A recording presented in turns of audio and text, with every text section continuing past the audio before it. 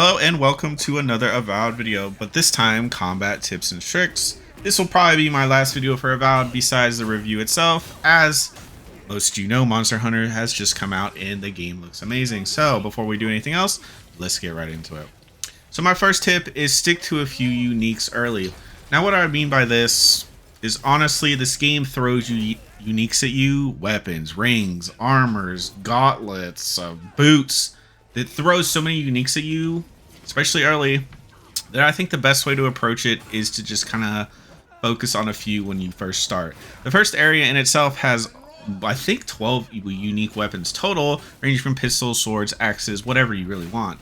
But I think it's important that you stick to them early and also don't be scared to experiment, and also keep them up to what level you're fighting. We'll talk about that in a second, but my first tip is to stick to a few in the beginning. Second is essence does not naturally regen.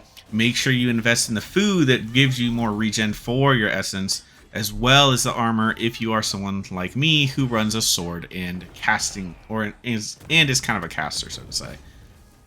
The thing about essence in this game is it's really weird. You do find a lot of essence potions, but it doesn't naturally regen. So when you run out of those potions, you might find yourself kind of stuck. It's a good thing though that this game gives you plenty of food and other items that kind of gives you passive essence regen that makes it more easy to handle, but I would still be careful about using spamming spells, as essence honestly just doesn't naturally regen, so make sure to watch it. Tip number 3 is companion abilities are extremely useful, and as a side note, also the abilities in your actives bar. On the Xbox controller, your actives bar can be activated with your left bumper. This will bring up a menu that kind of pauses the game and lets you pick the abilities that you want to cast. Your companion abilities, especially like Kai's early, the one where he taunts them and kind of can pull enemies off of you, is extremely useful when it comes to fighting some of the bounties and some of the bosses themselves in the beginning when you're kind of, squishy isn't the word, but when you're kind of useless, honestly. And as far as some of the mages and some of the ranger abilities as well, they're very useful in some of these fights. My next tip is quality is king, and now what I mean by this is as you progress through the game, and I wish the clip I had recorded had saved as I wanted it to, but what I mean by this is there's different qualities in this game. It starts all the way at the bottom with normal and fine, and it moves into the blue and orange and purples and the reds. What I mean by this is keep your weapon, if you're focusing on my first tip about uniques, keep your unique on the same level that the enemies you're fighting. The enemies in this game, as you can tell by when I walk up to these guys, they have the little icons next to their name that tells how they are. Keep your weapons and armor up to the level of the enemies you're fighting, or they will kick your ass, I promise. Number 5 is pretty self-explanatory. You can get cornered really easily in this game, as sometimes you're against, 15, 20 enemies. So I think the most important overall tip that I can give, besides just dodging in and out of everything, is to use the terrain to your advantage. Now, this might seem kind of obvious, but as someone who likes to kind of stand and weave in and out and throw spells and kind of be dumb, as you can see by me almost falling off the edge, using the terrain to your advantage I think is advantageous in nearly every part of this game. And I just beat this game 30 minutes ago, so I can confirm in the last boss fight in the last area, it is definitely helpful. Tip number 6 is don't be scared to have points in multiple skill trees. Now what I mean by this is the game doesn't really explain to you that sometimes what you need isn't going to be in the skill tree you started in. For example, I started out as a warrior, but since I run a one-handed sword, most of the one-handed sword abilities and kind of passives are in the ranger tree. Now, of course, it doesn't bother me. I think in the end I had 2 points in mage because I wanted to have the grimoire bonuses, of course. I had like 7 points in ranger, and then I had all the rest in my warrior. Don't be scared to kind of experiment a little with your points. And at the end of the day, you can always refund them if you need to.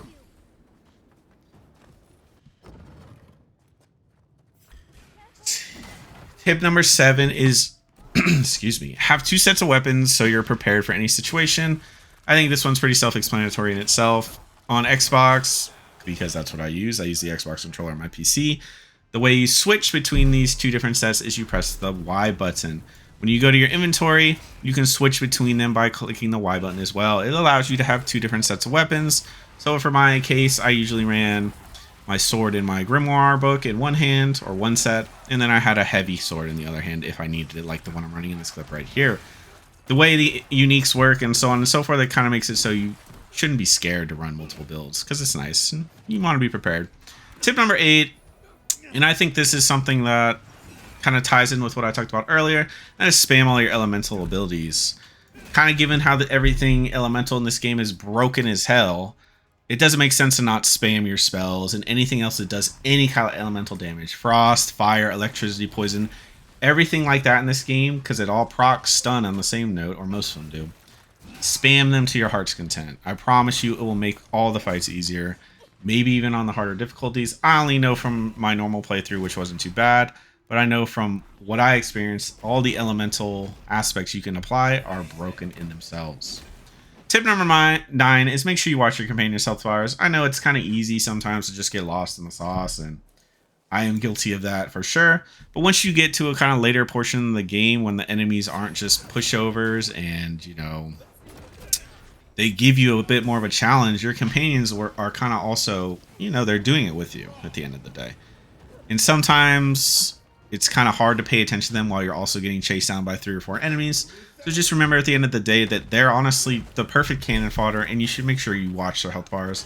How you revive them on Xbox controller at least is you walk up and hold the X button.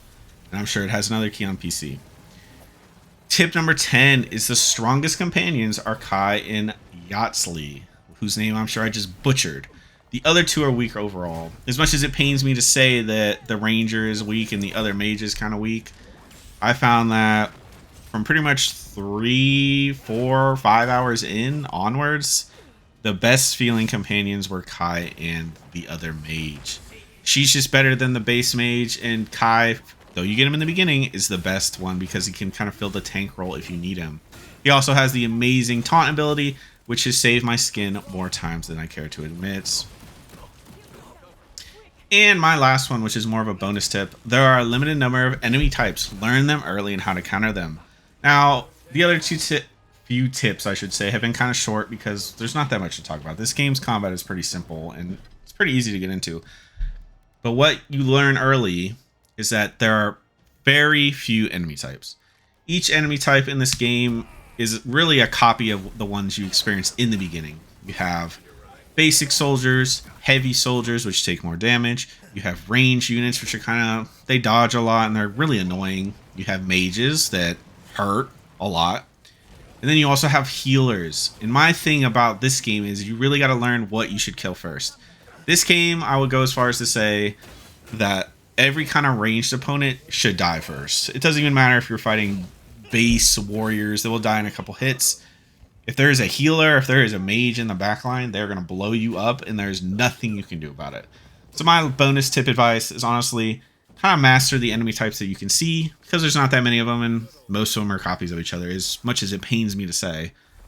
But that's all I have for today. This will probably be my last Avowed video because I did not expect to finish it in the time I did.